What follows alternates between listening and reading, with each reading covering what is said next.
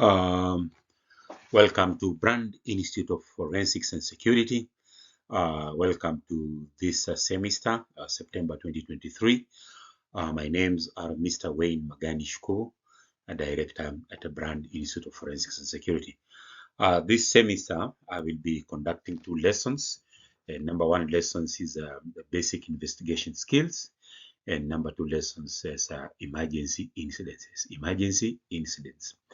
Under basic investigation skills, we shall be talking about investigation, how to conduct investigation, what is needed to carry out a successful investigation. I hope you are all in good shape, you are all prepared, and you already know a little bit about investigation. So this is not something that is entirely new to you in the field as a security professional or in any other field. We all know aspects of investigation. So this is what we shall be talking about.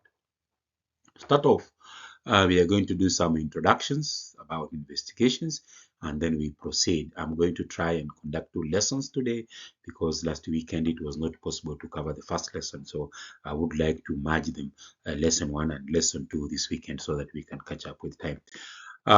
We shall say that as an introduction, investigation refers to, first of all, before we look at investigation, let's just take a reminder to what is security, because our topic is security investigation. So security refers to freedom from danger, risk, harm, anxiety, threat, and hazards. It is a freedom from danger, risk, anxiety, trust, threat, and hazards. It's also immunity against criminal activities, destruction, or damage. Security also refers to safety of human life, assets, and the environment from danger. Professionals usually talk about human life and assets, forgetting the environment. But in this age that we are living in, the environment is something that we have to consider. Just as we say security is protecting people, assets, and then we forget information, we should always remember that security involves aspects of also protecting the environment. Therefore, investigation can be defined quite simply as a systematic fact-finding and reporting process. A systematic fact-finding and a reporting process. We have all at one stage in our lives carried out investigations. Even young boys, young children, when they are playing, they are in most cases, you'll see them very inquisitive, young boys and girls. They want to know how things work. They want to know how things operate.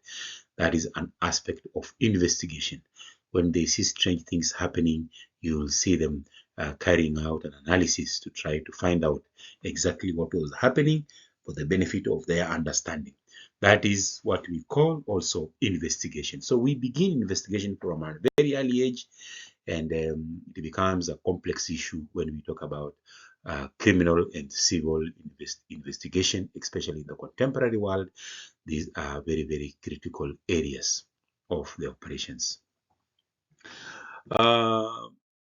Investigation is derived from a Latin word that means track or trace, and encompasses a patient step-by-step inquiry.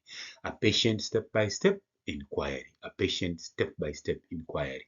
So when you are conducting investigation as a security professional, you must remember it is a step-by-step inquiry. Investigation is finding facts. It is similar to research conducted in the academic arena. Investigation is a multidisciplinary field of study. It encompasses law, the sciences, communications, and a host of other things. Investigation requires an inquisitive mind coupled with an attention to detail.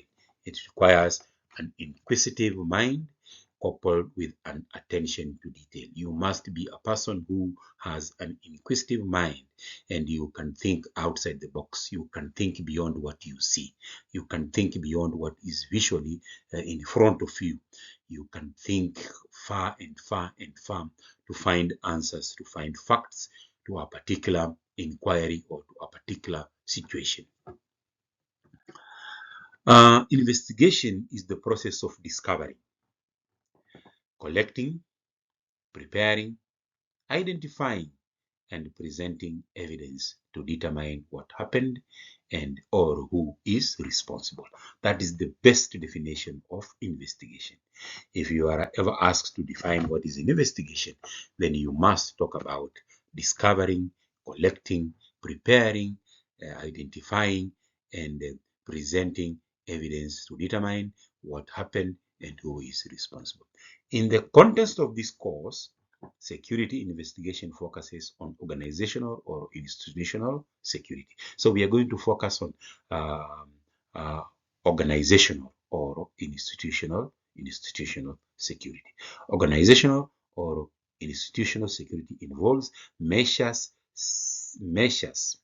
or set of regulations and procedures put in place to enhance safety of human life and security of property within an organization.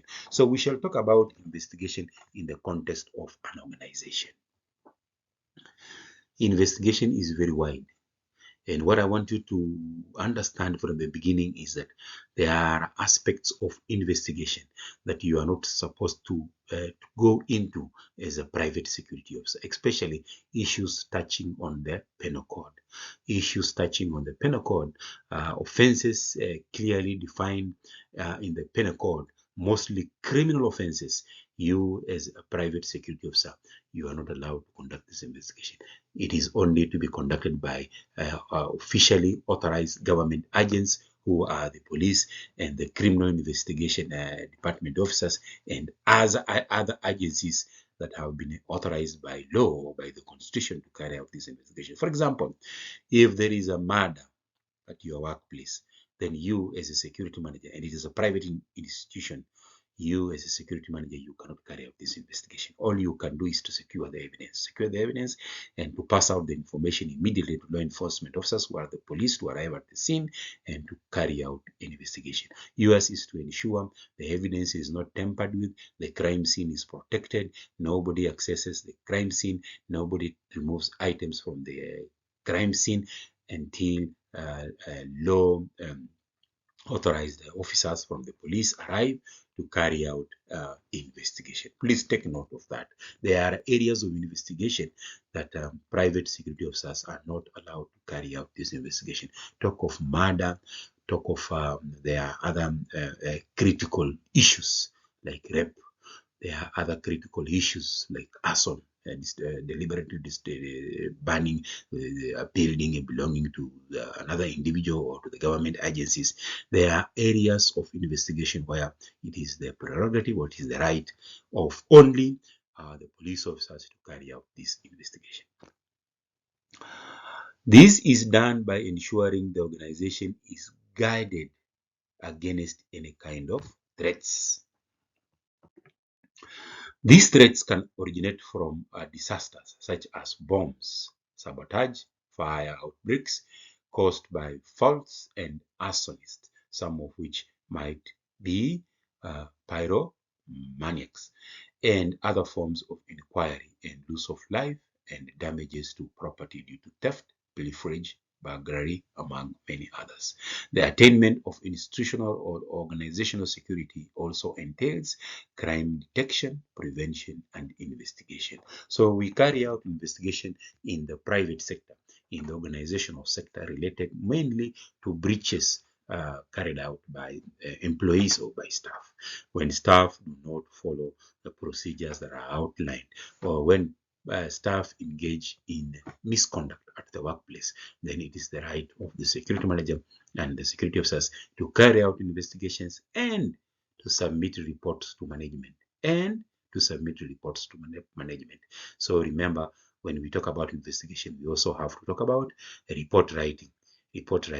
Writing investigation reports is very critical, and this is where most individuals fail.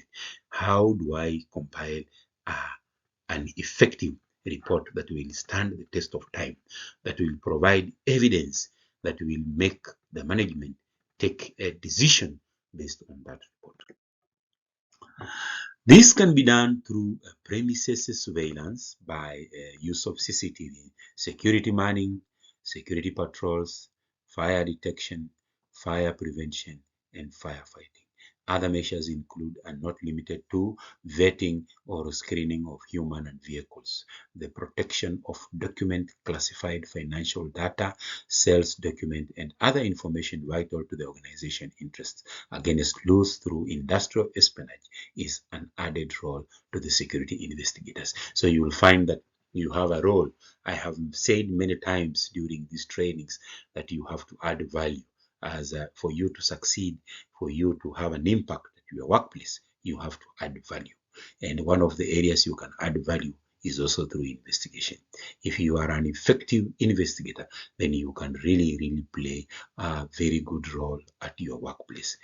And it is very satisfying when you write reports, investigation reports, after conducting thorough investigation, and you submit management and action is taken based on those reports. It is very satisfying. So you have to learn critically how to conduct effective investigations and how to compile effective reports, and to whom to submit these reports, and how to make effective recommendations, not taking sides, not being biased. Security investigation in an organization are meant to protect its assets and enable out carrying its day-to-day operations. This function is normally delegated to the security department or a section. However, external investigators may be hired to handle other sensitive cases, e.g., where internal complexity is suspected, more so if the suspicion is directed towards the top management and or to the security personnel. You see, sometimes also the organization may hire investigators to investigate top management or to investigate the security personnel themselves if they are engaging in misconduct. So take also that into mind. Investigation is a mindset. Investigation is a mindset. An investigation is a process of collecting and analyzing information from different sources and drawing conclusions that address an initial situation or question, problem, or an assumption. This process allows you to build a body of knowledge about a person of interest, an organization, a place, or even an event. Investigation serve a clear purpose. It might be seeking the truth, understanding a pattern, or creating or countering a narrative.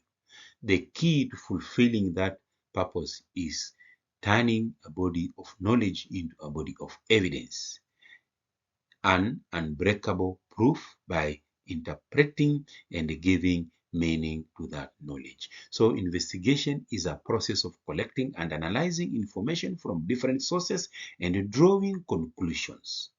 Drawing conclusions. Then we see that the process of setting your purpose, gathering information, and extracting meaning is the central structure of any investigation. An investigation is not a linear process that can be mastered by following a step-by-step guide. Rather, it involves a certain mindset to approach questions from different angles and with various tools and techniques. Investigations are often non-linear, interactive process. You may need to rethink your strategies to find more information if your current path reaches a dead end. For you to be an effective investigator, you must be very proactive. You must look at things from different perspective. You must look at things from all angles. That is why you find that even within the criminal investigation department, or even within the police department, or even within the private sector department, there are those people, officers, who are regarded to be very good investigators. You will hear that so and so is a very good investigator. So and so is a very good investigator. That means that these guys can look at things from different angles. You'll see that your boss or your manager, whenever there is an investigation, you are the first one to be called forward. because they know that you will look at things from different perspective and you will come up with good answers. And that is what you should learn, how to look at things from different perspectives. It is a skill you can learn, though some of them are also talent in a way, but it is a skill you can learn how to be an effective investigator. You may consider alternative methods to interpret that information or search elsewhere for additional evidence that refines your understanding of the picture you are putting together. Investigations and evidence collection are not limited to traditional detective style work or to a path that only investigate journalists can follow. It is now easier than ever for people to conduct or contribute to investigations, thanks to greater access to information and the availability of free and easy research tools. Availability of free and easy research tools can aid you in developing high quality investigative skills. I can tell you, if you are going to grow in this industry, then develop high investigative skills. You'll see even during advertisements, when they want security managers, when they want assistant security managers, they say a person who has knowledge in investigation, corporate investigation, or criminal investigation, a person who has a little bit knowledge on how to investigate things. It is very important to a person who is growing in the security industry. Types of security investigation. Types of security investigation. The security investigations you are likely to conduct can either be proactive or reactive. Proactive or reactive. A brief discussion of the security investigations are listed below. Proactive security investigations. This kind of security investigations seek out to ensure that all is well. It is preemptive in that it aims to prevent loss and damages before they occur. Prevention of security lights, provision of security lights, patrols, etc. are proactive security measures. So proactive investigation is investigations that you carry out to ensure that things do not go wrong, that things remain correct. For example, in your premises, when you're conducting patrols, you are conducting patrols looking out for fire hazards, looking out for criminals who may want to access the premises, e.g. you are preventing crime things from happening. And when you are preventing things from happening, you are conducting proactive investigation. It is prevention. Reactive is when you start to investigate losses. Something has been stolen, a fire, something has burned, a theft, something has been taken away. This is when we call a reactive investigation. You are reacting to something that has happened. You are conducting investigation in reference to something that has already occurred. You should always practice proactive security investigations. Proactive security investigations is your success. And then reactive, we have already spoken about that. This kind of investigation aims to find out who is responsible for the incidents, assess the damage, and come out with in mechanisms of recovering the loss and preventing the future occurrence of similar incidents. So this one, reactive, is finding out what happened, who did it, how did it happen, how can we prevent this in the future. So reactive, you must also come out with reports and recommendations. Qualities of a good investigator and successful investigations.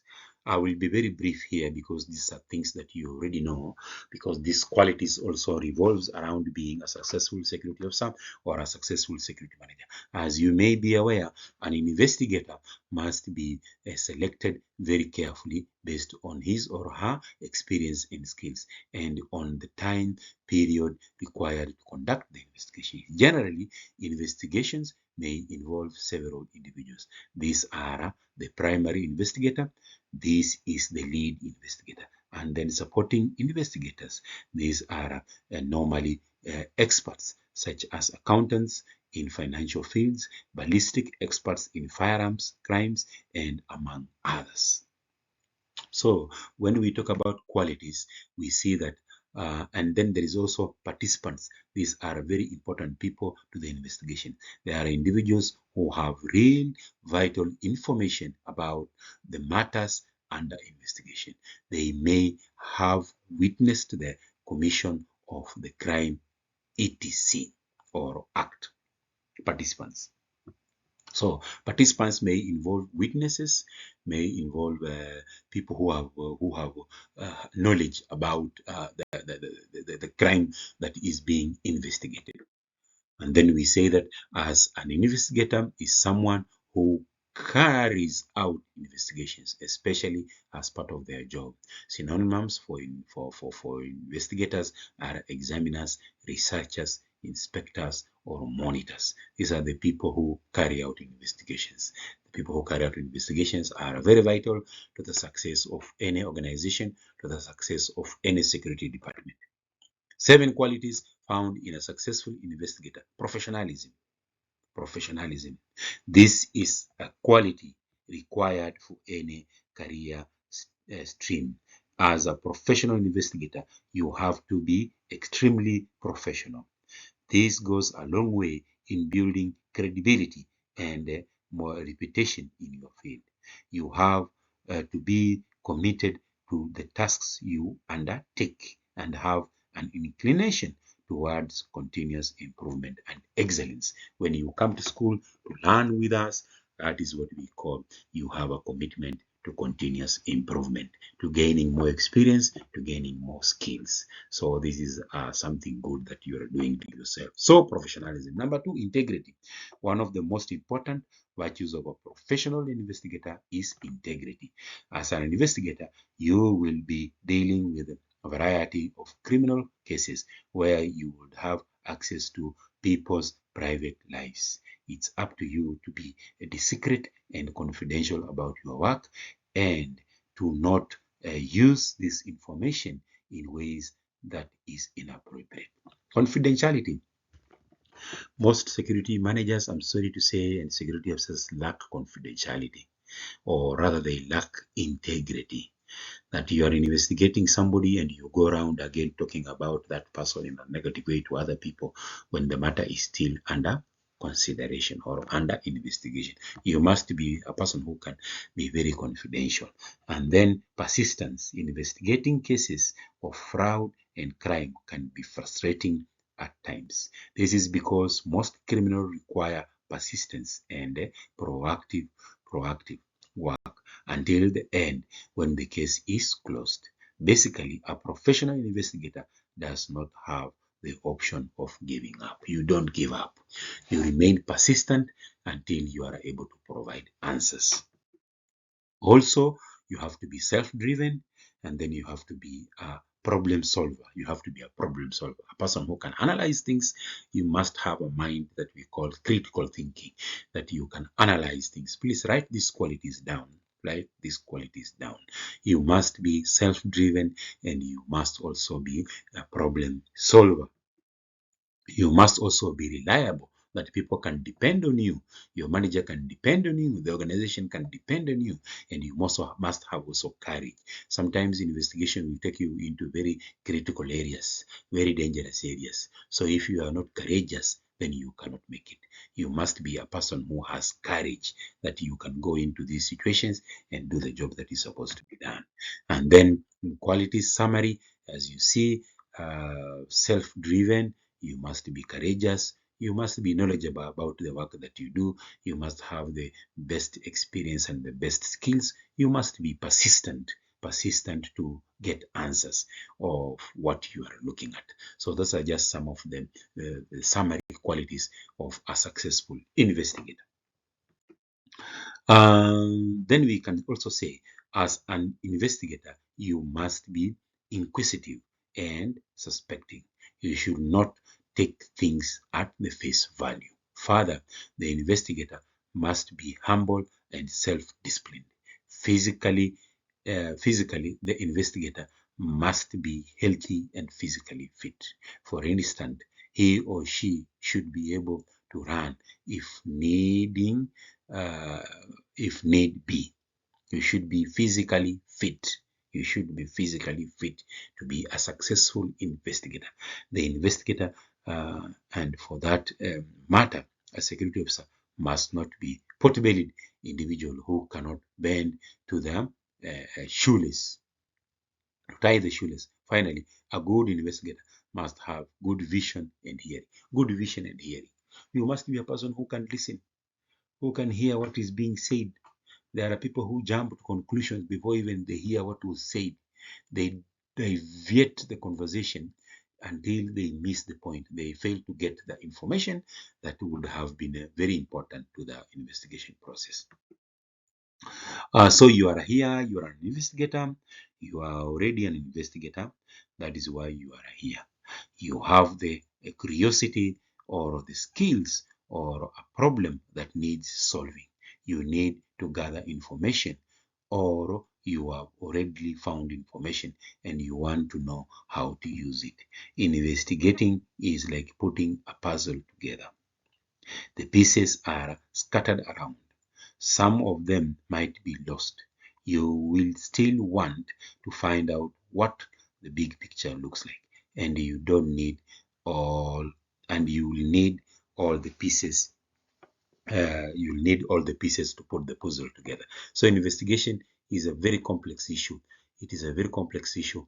There are some matters that are very low in a demand when it comes to investigation, especially at the organizational level. However, still remember, you have to work with time. You have to complete the reports on time, and your reports must be based on the evidence and the exhibits.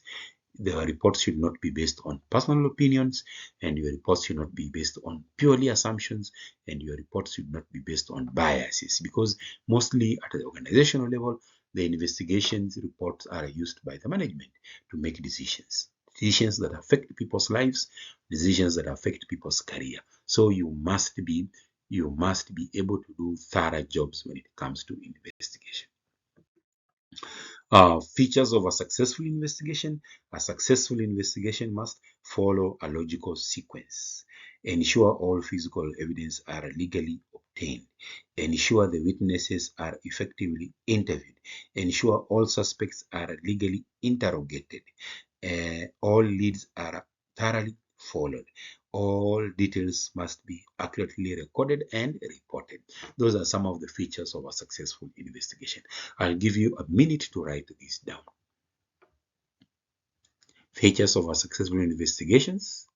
A successful investigation must follow a logical sequence.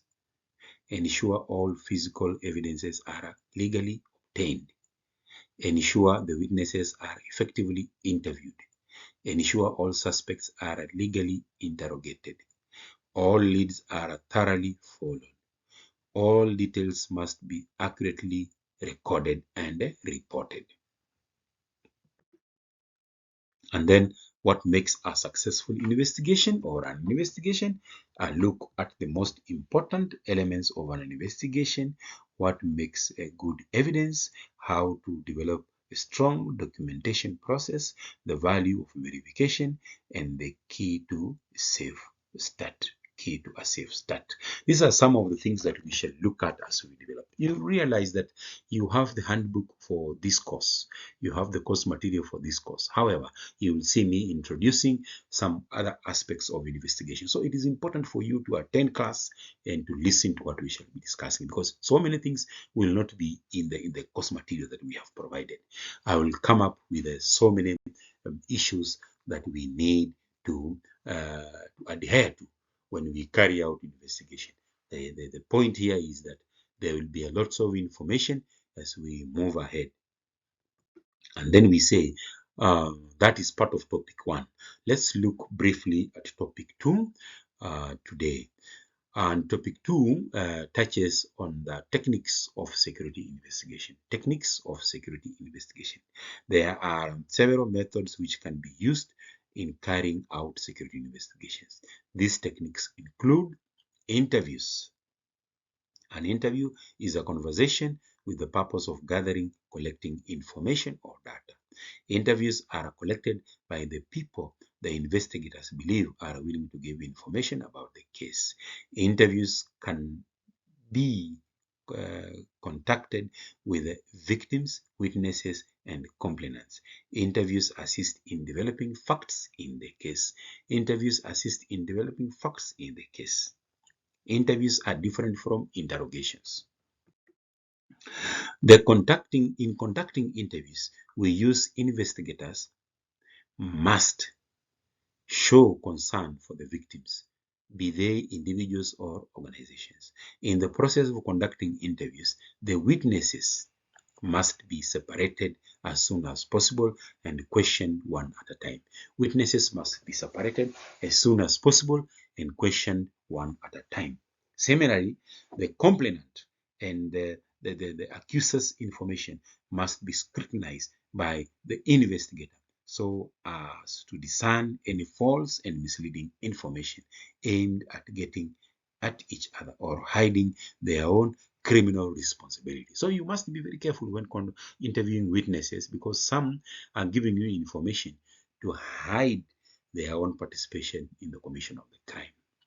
Some are giving you information in a biased way. Some are giving you information to cover up other crimes that have been committed by themselves or other people. So you have to be very careful when interviewing witnesses. Don't take anything at face value. Don't just agree with the information these people are giving you. Think about it and research more about it, because it could be they are trying to get at other people. Interviews are friendlier and aim to establish if the information one has is correct and suitable. Interviews are friendlier and aim to establish if the information one has is correct or suitable. Interrogations. When we talk about interrogations, we are talking about interrogations are conducted to people believed to be unwilling to give information about a case, as well as people believed to have committed or helped commit a particular criminal offense. When we talk about interrogations now, we have reached the critical stage where we think this person must have committed this crime or helped people commit this crime. He is an accomplice. He is part of the whatever happened. So now we want to get information from this person. Therefore, an interrogation involves asking the suspect lots of questions which or she is expected to answer. Interrogations are normally aggressive and take longer period of time and are accusatory in nature. When you are conducting interrogations, you are actually very aggressive and it takes longer because you are now dealing with the suspects. You have concluded that this person is a suspect, so the interrogation is a little bit deep, and you are deep, and you are also you use a tone that accuses this person of having committed the crime. So remember the differences. Interviews mostly is to find out information from witnesses or people who have information about a particular crime. But when it comes to interrogations, now these are suspects. You need now the critical information about exactly what happened. So you must be firm with them. Then also we say in conducting investigations, interrogators are out to confirm the already developed information or position of guilt. Thus, interrogation is meant to obtain confession. Interrogation is meant to obtain confession. In countries where human rights are not respected, the aggression always involves torture. Even in Kenya, you have heard of the Nyayo chambers, where senior police officers used to interrogate suspects or interrogate people who are always involved in political issues, and it used sometimes to involve torture. It used to involve serious torture. Though in this age, due to the advance in the world, human rights issues, the police have, in most cases, removed torture from as a means of obtaining confession from suspects. But previously, interrogations involved torture. You are tortured until you give the information. Document examination by experts. This is another technique. So we have spoken about interviews, we have spoken about interrogation, we speak about document examination by experts. This is another method which we can use in security investigations. It involves experts handwriting, expert in case of forgery, fingerprints experts, where the fingerprints are suspected to have been left behind to retrieve evidence, among other experts who retrieve and examine fluids, among other experts. The statement there is a little bit corrupted, but just understand that there are document examinations which are carried out by experts in the police force, in the criminal investigation department. If you go to the new laboratory at the criminal investigation along Kiambu Road, you'll find that there are officers who are specialists in examining documents, examining fingerprints. Their job is just to examine documents to see areas where documents have been forged, signatures have been forged, names have been forged, etc. Checks have been forged. They are just specialists in that particular area, experts in that particular area. We see also another method of investigation or technique is auditing of books of accounts, especially when it comes to forensic accounting and auditing, among others. So auditing books of accounts when it comes to fraudulent activities, and this is mostly happening in all departments of the government, in all ministries. There are investigators who audit books of accounts to see if forgery is happening or if people are engaging in corruption or corrupt activities. So these are also experts who just examine forensic cases. They examine specific qualifications in various financial fields, e.g. forensic accounting, auditing, among others.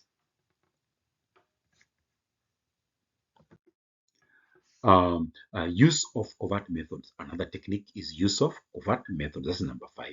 This involves undercover techniques. May involve use of technological devices such as CCTV cameras, type of tape recorder, or monitor suspect, among others. So this is what we call use of covert methods, especially the criminal intelligence department officers use covert methods to monitor what is happening. Even in the private sector, at organizational level, we use covert methods, mainly use of CCTV cameras and CCTV recorders to monitor what is happening within a premises and come up with reports. This is what we can also consider. Remember, we spoke about proactive and reactive. When we talk about use of covert methods, mostly it is based on proactive. Could be reactive in one way, but it is mostly based on reactive, trying to find out situations or developing situations before criminal activities occur. Analysis of physical evidence is also another investigative technique. Physical evidence is that of tangible in nature. Physical evidence relate directly to the crime in question. For instance, in burglary, they may include weapons and tools used to break into the building. Physical evidence prove the occurrence of crime. They help to link the offenders to the crime scene and the crime. However, we must take note that some evidence must be scientifically analyzed and interpreted to be useful. Some evidence must be analyzed scientifically and interpreted scientifically to be useful. So analysis of physical evidence is also another technique of investigation. Don't worry, we are just doing an introduction. We are going to look deeper into these things and uncover more and more knowledge about investigation. Every Saturday, I'll try my level best to go beyond what we have and just give you a little bit more information on these issues. And then how to detect deceitful lying is suspects. This is one area also that we are going to learn. Kinetics interviews. This refers to observation of body movements and the posture of the person under interview or interrogation by the investigator. For instance, folding arms, facing another direction, avoiding eye contact may indicate that the person in question is not saying the truth. However, the investigator must know that some cultures direct eye contact shows disrespect between different gender and age groups. So when we use kinetics, actually when we observe body movements to conclude if a person is lying. For example, if you are investigating a person and they cannot look at you straight, they start to look down, or they start to shiver, they start to shake, they start to become nervous, then you may start to conclude, though it is not directly a conclusion, but you may start to conclude that this person is not saying the truth. And then we have the use of polygraph. I want you to read about that. Read about polygraph. It is a mechanical means of detecting deception. Mostly in advanced countries, they use polygraph testing to examine if people are saying the truth or not saying the truth, especially in very sensitive cases related to murder, related to terrorism, related to acts of severe violence, related to major fraudulent activities. They use polygraph tests to find out if a person is saying the truth or not. And then we have conducting hypothesis interview. Hypothesis is an inducted state of subconsciousness where an individual can still see and hear and can be guided to follow commands or answer questions. It is a state of heightened suggestibility. An individual who is suspected to have been deceitful, if interviewed or interrogated in the state of mind, will be found, because at this state the mind cannot deceive. Read also about that. Conducting hypnosis interview. Read about it. Also, cognitive interviews. That is also another technique of finding out if a person is saying the truth or not. We can also detect deceit by conducting cognitive interviews. In this kind of interview, the suspect is instructed to report everything he or she can recall in detail, however trivial, and he is required to do this in more than one order. Any inconsistencies will indicate deceitfulness or liefulness. Other signs of deceit are exhibitions of extreme soft talk, mumble, premature explanations, directing attention to irrelevancies, selective good memory on trivial matters, and loss of memory on vital issues under investigation, which will indicate deceit. We also say those are some of the areas how you can identify that a person could be lying during investigations, during interviews, or during interrogations. In this topic, we have learned the following two main issues: the method of conducting security investigations, methods of conducting security investigations, and then we have also seen the techniques of detecting lies and deceit in individuals during investigations. When we talk about methods, you have seen covert methods, you have seen interviews, you have seen interrogation, among others. When we talk about techniques of detecting deceit, we have seen polygraph, we have seen cognitive, among others. And then interviews that focus on helping witnesses and victims recollect as much as possible of what they saw and what they heard. We will conclude by saying that investigation is a key part of what patrol officers, police, or security do. It is primarily a function of patrol. Investigation is primarily a function of patrol, especially when we talk about proactive investigations. We say investigations is a key process used by management. Whether or not one is an investigator per se, a manager will be involved in the investigative process. We see that there are also another area that we are going to touch on as we move along, and we shall talk about primary and follow-up investigations. Primary investigations and follow-up investigations. So there is a primary investigation where everything begins, and then there is follow-up investigation which builds on primary investigations. After you have submitted the basics of what happened, and now you can now build from those basics as you move ahead. We are also going to look at all those areas in this course. I had to move very fast today because I wanted to cover these two lessons in 45 minutes, which I have achieved because now we are at 44 minutes and 30 seconds. And we are going to continue from lesson 3 as we move on towards the upper, middle stages, and upper stages of the investigation course. I can say that it is going to be very interesting. I want you to do a lot of research on these things because investigations is very wide and investigations is very interesting.